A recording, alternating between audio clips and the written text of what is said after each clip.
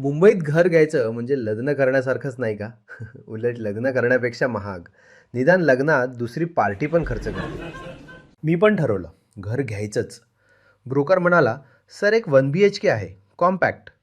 गेलो बघायला. सरळ किचन, म्हणजे वेलकम मॅटच्या जागी गॅस सिलेंडर होतं. बेडरूम इतका छोटा की बेड ठेवल्यावर कपाट गेलं खिडकीमध्ये. आणि बाल्कनी इतकी लहान की कपडे टांगले तर आत शिरायला साईड स्टेप करावा लागतो. इथे वास्तू नाही, टेट्रिस चालतं. पण ब्रोकरचा कॉन्फिडन्स बुर्ज खलिफा एवढा.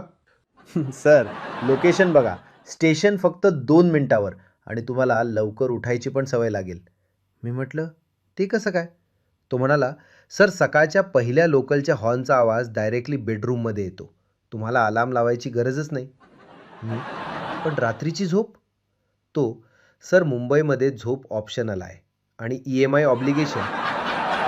अशा शाब्दिक गमती जमतीसाठी 1 मिनिट मराठी हास्यकथनला सबस्क्राईब करा. पुढचा शॉर्ट्स लवकरच.